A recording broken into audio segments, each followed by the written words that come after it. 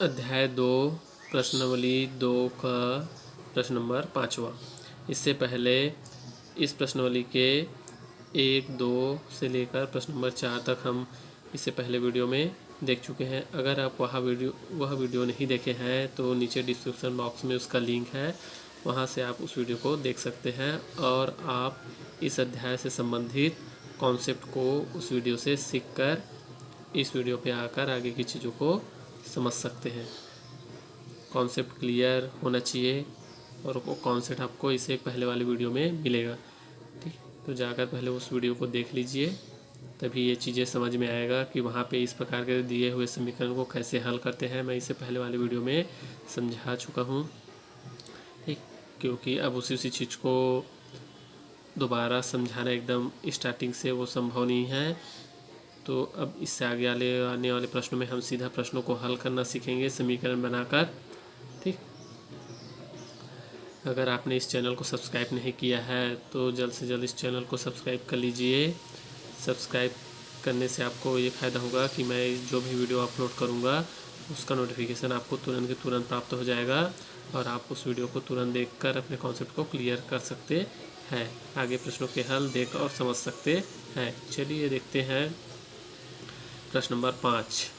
प्रश्न नंबर 5 में इस प्रकार कथन दिया हुआ है। इस कथन से आपको समीकरण बनाना है, उस समीकरण को हल करके जो पूछा गया है उसका मान यहाँ पे निकालना है। देखिए प्रश्न नंबर 5 में पूछा क्या गया है।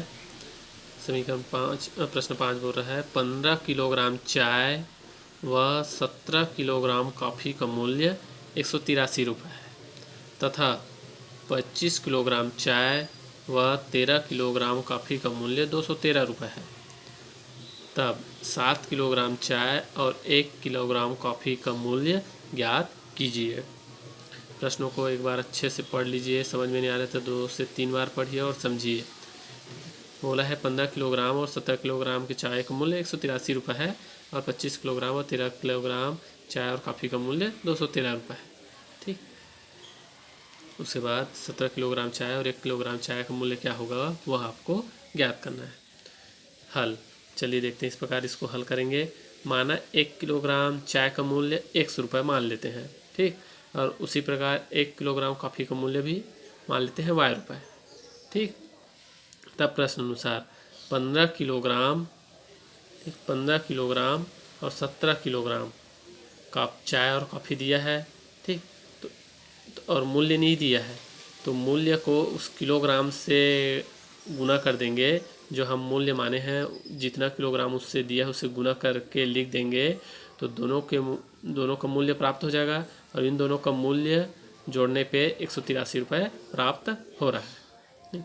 15 किलोग्राम दिया है चाय और एक किलोग्राम का जितना मूल्य है उसको तो कुल किलोग्राम से गुना करते हैं तो कुल कितना रुपए होगा कुल चाय का वो इस गुणनफल से प्राप्त होगा। वैसे कॉफ़ी का 17 किलोग्राम कॉफ़ी का मूल्य कितना होगा इस गुणनफल से प्राप्त होगा और दोनों को जोड़ेंगे तो चाय और कॉफ़ी का मूल्य 183 रुपये प्राप्त होता है, ऐसा दिया है। इसलिए अपनी सुविधा के क्या कर लिए 1 किलोग्राम का मूल्य 1 किलोग्राम चाय का मूल्य x मान लिए और 1 किलोग्राम कॉफ़ी का मूल्य y मान लिए। ठीक, उसी प्रकार कथन दूसरा में दिया है तथा 25 किलोग्राम चाय व 13 किलोग्राम कॉफ़ी का मूल्य 213 रुपये दिया है। तो इसको कथन के रूप में लिखेंगे। कथन को इस प्रकार समीकरण के रूप में लिखेंगे कितना हो जाए 25 किलोग्राम चाय और 13 किलोग्राम 25 किलोग्राम चाय और 13 किलोग्राम कॉफ़ी का मूल्य ठीक 213 रुपये होता है। इस प्रकार हमको एक समीकरण प्राप्त हो गया। ठीक, अब ये समीकरण जैसे हम हल करते आ रहे हैं उसी प्रकार नज़र आ रहा है। अब इस समीकरण को हम हल करेंगे। यहाँ से x और y का मान प्राप्त कर लेंगे। x और y का मान प्राप्त होगा मतलब 1 किलोग्राम चाय का मूल्य कितना है और 1 किलोग्राम कॉफ़ी का मूल्य कितना है वो इस समीकरण को हल करने से निकल जाएगा। देखिए अब समीकरण को ध्यान से देखिए। जैसे हम हल करते आते हैं x का जो गुणज है ठीक है, x के सामने का जो संख्या है उसको दोनों समीकरण में हम बराबर बनाते हैं। यही तरीका है हल करने का। तो देखिए यहाँ पे 15x है, यहाँ पे 25x है। ये बराबर नहीं दिख रहा है, ना यहाँ पे y भी बराबर नहीं दिख रहा है। तो क्या करते हैं हम अपनी सुविधा के लिए पहले x वाले पद को बराबर बना लेते हैं। x वाली पद 25 है, यहाँ पे 15, यहाँ पे 25 है। इसको बराबर कैसे बनाया जा सकते हैं? देखिए, इन दोनों संख्याओं से ऐसा कोई संख्या, वह छोटी संख्या देखिए जो दोनों से भाग जाता हो। वह छोटी से छोटी संख्या देखिए जो दोनों से भाग जाता हो। अगर ये आपको समझ में नहीं, अगर ये आपका दिमाग नहीं लग पा रहा है यहाँ पे, और वो संख्या आप पता नहीं कर पा रहे हैं, तो क्या करिए, दोनों संख्या को ले लीजिए। यहाँ पे 15 और 25, दोनों को यहाँ पे लघुत्तम निकाल दीजिए। ये माइनस नहीं है ना, बस ये दोनों को दूर में रखने के लिए मैं बीच में डेश का निशान लगा दिया हूँ। देखिए, अब इसका लघुत्तम निकालिए। 2 से तो भाग जाएगा नहीं, तो हम पहले 3 से चेक करते हैं। 3 से 15 5 बार में भाग जाता है, फिर 25 भाग नहीं जाएगा, तो उसको वैसे को वैसे लिखते हैं। 3 से तो कोई नहीं जाएगा भाग। अब चेक करते हैं 5 से 5 एक बार में गया, ये 5 25 बार में गया। फिर 5 से ही भाग जाएगा, 5 से 1 नहीं जाएगा। ठीक, 5 से 5 एक बार में गया, नीचे 1 आने तक हम भाग देते रहते हैं। दिख रहा है यहाँ पे इन संख्याओं से ये दोनों संख्या इतने बार भाग गया। देखिए अब कितना आया, 3 का गुना 5 से कीजिए, 3 5 6 15, 5 गुना 3 5 6 15, 15 का गुना 5 से कीजिए, 15 5 75। ठीक, 75 वह संख्या है जो इन दोनों से भाग जाता है। ठीक, मतलब 75 ही बनाना है यहाँ पे। तो सोचिए 75, मैं 15 में कितने से गुना करूँ कि वो 75 बनता है? 15 5 75, 5 से गुना करेंगे तो 75 बनेगा। और ये 25 में क्या गुना करे कि वो 75 बन जाए? 3 से गुना करेंगे तो 75 बनता है, 25 तिया 75। ठीक है, हमको संख्या पता चल गया। अगर आपको पता नहीं चल रहा है तो यहाँ पे 75 हमको पता चल गया, 75 ही वो संख्या होगी। तो 75 को 3 से गुना 15 से भाग दोगे तो भी कितना आता है 5, और 25 से भाग दोगे तो 3, मतलब वो दोनों संख्या हमको पता चल गया इस भी तरीके से। तो 75 बनाना है हमको यहाँ पे। तो क्या करेंगे, समीकरण 1 को 5 से गुना करेंगे तभी ये 75 बनेगा। तो इसलिए समीकरण 1 को 5 से, और समीकरण 2 को 3 से गुना करेंगे तब ये 75 बनेगा। इसलिए समीकरण 2 को 3 से गुना करके लिखने पर समीकरण को इस पर लिखिए, इस प्रकार लिखिएगा, समीकरण 1 को 5 से और समीकरण 2 को 3 से गुना करके लिखने पर। लिख रहे हैं समीकरण 1 को 5 से गुना करके लिखिए इस प्रकार, और समीकरण 2 को 3 से गुना करके लिखिए इस प्रकार। ठीक, देखिए अब कोष्ठक के अंदर लीजिए, 5 से गुना करने के लिए कोष्ठक के अंदर लीजिए, लेके चलिए। 5 से 15 को गुना करिएगा तो कितना आएगा 75। 5 से 15 को गुना किए तो 75 आया। फिर प्लस का चिन्ह प्लस लगाए। 5 से 17 को गुना किए तो कितना आया 17 पंचे 85। और जो y वाला पद है उसको वैसे को वैसे लिखिए, x वाले को x लिखिए। ठीक, फिर 15 को गुना 183 से कीजिए। ठीक, 15 का गुना 183 से करोगे तो आएगा 915। कैसे आएगा, 5 तिया 15 का 5, 1 बचा, 5 अट्ठे 40, 40 और 1 41 का 1, 4 बचा, 5 1 हम 5, 5 और 4 9, हो गया 915। ये हो गया पहला समीकरण, इस प्रकार बना। और दूसरे समीकरण में किससे गुना कर रहे हैं 3 से, 3 का गुना कोष्ठक के अंदर सभी संख्याओं से कर दीजिए। 3 का गुना 25 से करेंगे तो कितना आएगा 25 तिया 75।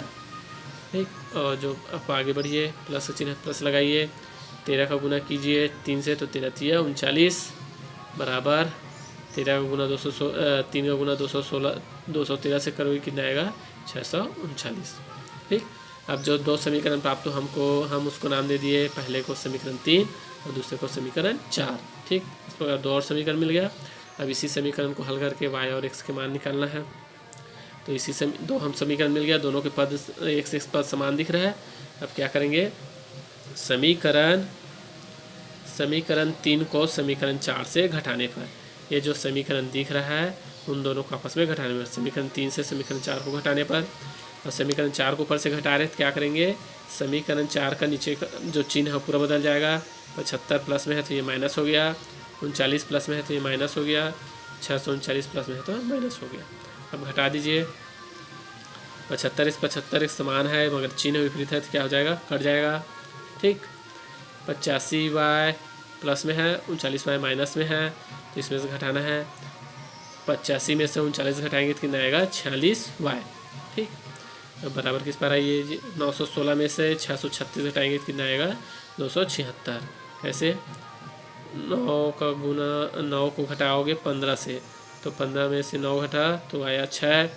यहाँ पे कुछ नहीं बचा, मतलब 0 0 है तो यहाँ से एक उधार ले लेगा तो कितना हो जाएगा, ये 10, 10 में से 3 गया 7, ये हो गया 8, 8 में से 6 गया, बचा 2।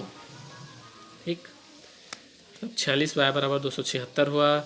46y के साथ गुने में है तो y को वहीं रखिए, 46 इधर गुना में है तो उधर जाकर भाग में आ जाएगा, जो संख्या उसके नीचे 276/46। ठीक, अब देखिए यहाँ पे 46 से 276 कितने बार में भाग जाता है, 6 बार में। ठीक, अगर आपको एक काटते नहीं बन रहा है तो ऐसे काटिए, पहले 2 से काटिए, 2 दूनी 4 और 2 तिया 6, इसको काटिए, 2 एकम और 7 को 2 तिया, एक बचा, ये बन गया 16, 2 अट्ठे 16। ठीक, अब 23 तो और किसी नहीं कटेगा, सीधा 23 से ही काटना इसको। 23 से कितने बार में जाएगा, ठीक है, 23 से 6 बार में भाग जाएगा, 23 एकम और 23 छका तो है बराबर 6। अब सीधा 46 से भी भाग दे सकते थे। अगर आपको पता नहीं चल पा रहा है ऐसे कौन सी संख्या है जिससे, एक टिक बता रहा हूँ आप ध्यान से सुनिए, ऐसा कौन सी संख्या है जिसको 6 से गुना करने पे ये 6 ही आता हो। ठीक है, इस 46 को 276 कैसे बनाया जा सकता है उसको पता करने के लिए क्या करना है, देखिए इसको ऐसी संख्या से गुना करो इस 6 को कि उसका इकाई अंक भी 6 ही है, तो 6 से गुना करने पे 36 आता है, मतलब वही 6 ही हो सकता है। ठीक, तो 6 से पूरा उसको एक बार गुना करके देखिए, 6 से गुना करने पर ये 276 आता है क्या, ठीक, 276 आता है, मतलब ये 46 से 276 6 बार ही भाग जाएगा। इस प्रकार हुआ y बराबर 6, 46 से 276 6 बार भाग जाए। ऐसे ही सेम यहाँ पे भी दिमाग लगा सकते हैं। हल हम इसको सरल किए तो कितना आ रहा था, 138/23 आ रहा था। ठीक, और ये 3 को देखिए, 123 का इकाई अंक 8 है, इसका इकाई अंक 3 है, तो ऐसे कौन सी संख्या से गुना करें कि ये इकाई अंक 8 बन जाए। ठीक है, 3 को ऐसा कौन सी संख्या से गुना करें कि 8 बन जाए, इकाई अंक 8 मिले, तो 3 का गुना 6 से करते हैं तो 6 × 18 होता है। ठीक, तो संभावित हो सकता है कि ये 23 से 6 बार में भाग जा सकता है, 138। ठीक है, तो इसको कंफर्म करने के लिए क्या करिएगा, 23 को 6 से गुना कीजिएगा, 6 से गुना करने पर 138 आ रहा है, तो 23 से 138 6 बार में भाग जाएगा। इससे भी पता चल जा रहा है, मतलब y का मान आया 6। y के मान को समीकरण 1 में रखने पर y का मान आया 6, तो y का मान आ गया 6, तो अब हमको x का मान निकालना है। x का मान कैसे मिलेगा, y के मान को किसी एक समीकरण में रख के हल करेंगे, तब समीकरण 1 है ये, इस समीकरण में y का मान रख दीजिए तो x का मान निकल जाएगा। चलिए देखते हैं, y का मान 6 आया। ठीक, y के मान को समीकरण 1 में रखने पर समीकरण 1 ये है, 15x धन 17y बराबर 183। ठीक,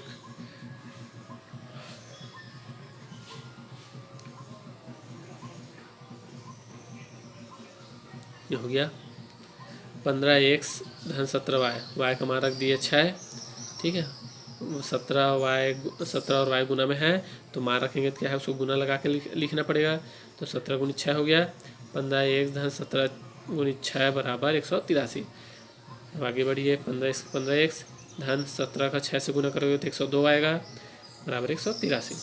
ठीक, 15x को अपनी जगह रखिए, जो इसके साथ जो संख्या उसको संख्या साइड ले जाइए। देखिए चलिए, 183 माइनस 102 हो जाएगा, 102 उधर से प्लस में था तो इधर आने के बाद क्या हो जाएगा, पक्षांतर होकर माइनस हो जाएगा। 183 माइनस 102, 15x का 15x बराबर 183 में से 102 घटाओ कितना बचेगा, 81।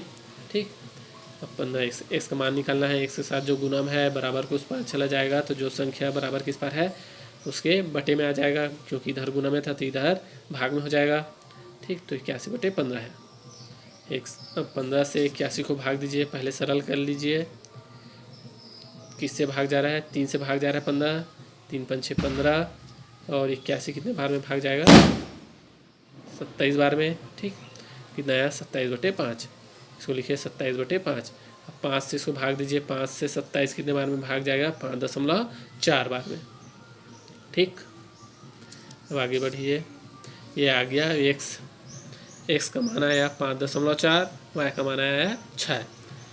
मगर यहाँ पे एक्स और वाई का मान निकालने नहीं बोला है। प्रश्न में पूछा क्या है?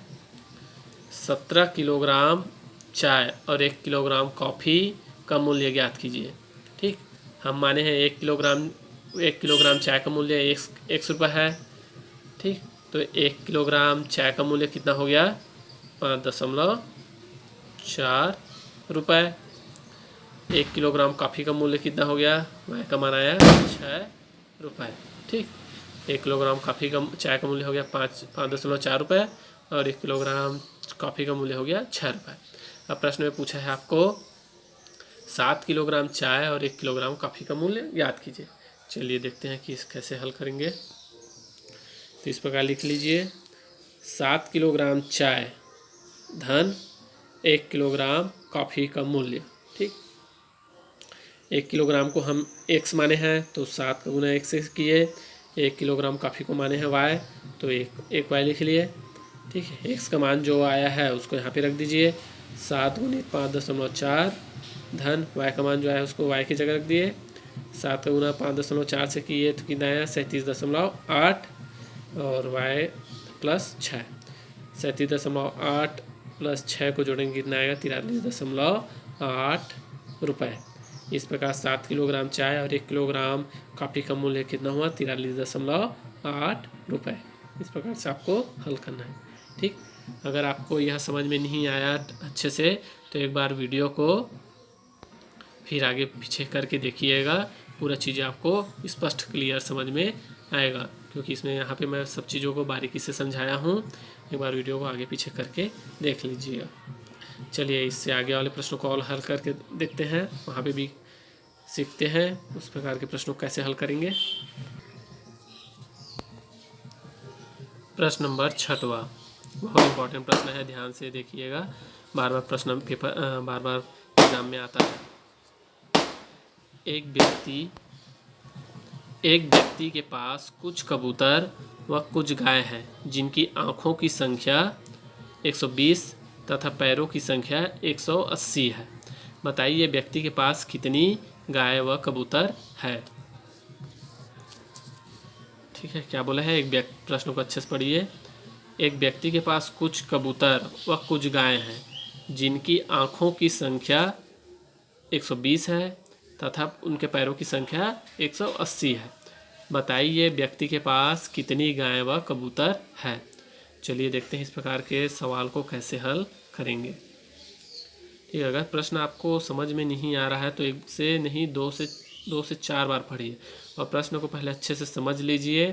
ठीक, प्रश्न को पढ़ते ही आपको समझ में आना चाहिए कि इसको तो हमको समीकरण के रूप में बनाना है, तो सबसे पहले समीकरण के रूप में इसको बनाने का प्रयास कीजिए।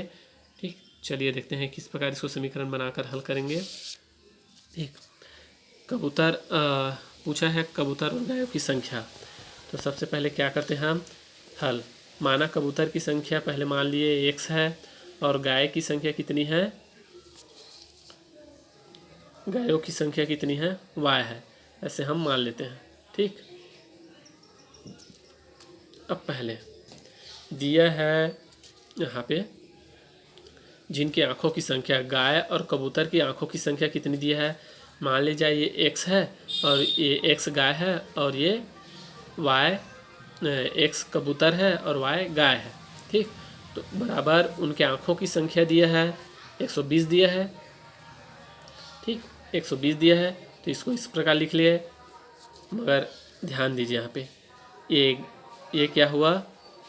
कबूतर। ठीक है, ये कबूतर हुआ। कबूतर की कितनी आँखें होती है? कबूतर की 2 आँखें होती है तो 2 लगा दीजिए सामने। गाय की कितनी आँखें होती है? तो उसका भी 2 आँखें होती है। ठीक, उसका भी वाई 2 लगा दिए। अब ये समझ में आया ये समीकरण कैसे बना। ठीक, इसको देखिए ध्यान से। गाय के 2 आँखें होती है, ठीक, इसलिए 2 से गुना किए। मगर हम मान लिया गायों की संख्या कितनी है, x, तो टोटल इतनी गायें मान ली ये कबूतर हुआ ना x, तो कबूतर की कितनी आँखें होती है, 2, और कबूतर की संख्या कितनी है वो हमको मालूम नहीं है। तो मान लीजिए कबूतर की संख्या हम कितनी मान लिए, x, तो मान लीजिए ये जितनी भी कबूतर होगी उसकी सभी की 2 आँखें होती है, तो 2 से गुना जितनी कबूतर है उनसे कर देंगे तो उनके टोटल उनके आँखों की संख्या पता चल जाएगा। ठीक, वैसे ही ये गाय हुआ, गाय की भी 2 आँखें होती है, और ये गायों की संख्या को बता रहा है। जितनी गाय होगी उन सभी की 2 2 आँख होगी, तो 2 से गुना उन गायों से करेंगे तो टोटल गायों के कितने आँख है वो पता चल जाएगा। अब ये भी आँख है, ये भी आँख है, दोनों को जोड़ेंगे तब दोनों कबूतर और वाई के आँखों की संख्या 120 आ रहा है, ऐसा दिया है, तो मतलब ये समीकरण बन गया। ठीक, अब दूसरे में समीकरण में बोला है, दूसरे कथन में, कि उन कबूतर और गाय के पैरों की संख्या 180 है। ठीक, इस समीकरण को ध्यान से देखिए। ये कबूतर हो गया, ये गाय हो गया, और उनके पैरों की संख्या 180 है। और यहाँ पे ध्यान दीजिए ये समीकरण अभी सही रूप में नहीं है। ठीक है, कबूतर के कितने उनके पैरों की संख्या है, ये कबूतर के कितने पैर होते हैं, 2 पैर होता है। ठीक, गाय के कितने पैर होते हैं, 4 पैर होता है। अब ये समीकरण सही रूप में दिखा। ठीक है, टोटल गाय होगा, टोटल कबूतर होंगे उनके 2 पैर है, तो टोटल कबूतरों की संख्या ये वाला पद बताएगा। ठीक है, टोटल कबूतर के पैरों की संख्या ये बताएगा, प्लस ये वाय हुआ, वाय मतलब गाय की 4 आँख होती है, और 4 आँख है मतलब टोटल गाय वाय हुआ, तो टोटल गायों की को गुना करेंगे 4 से, तो टोटल गायों के आँखों की संख्या इस समीकरण से इस पद से निकलेगा। ठीक, और दोनों को जोड़ देंगे तो टोटल पैरों की संख्या निकल जाएगा कबूतर और गाय की, और दोनों के पैरों की संख्या बराबर है 180 के।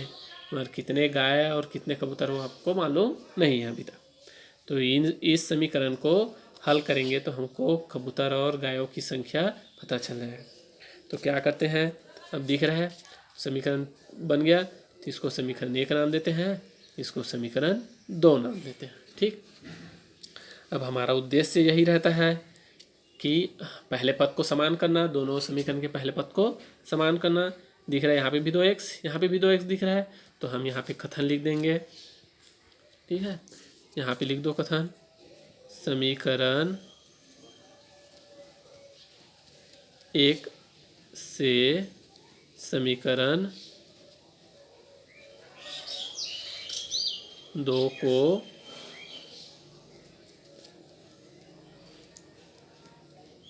घटाने पर, ठीक, समीकरण 1 से समीकरण 2 को घटा रहे हैं तो समीकरण 2 का पूरा चिन्ह बदल जाएगा।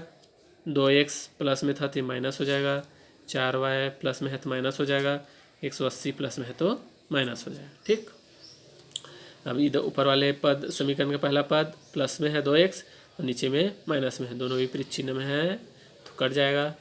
ठीक, यहाँ पे देखिए 2y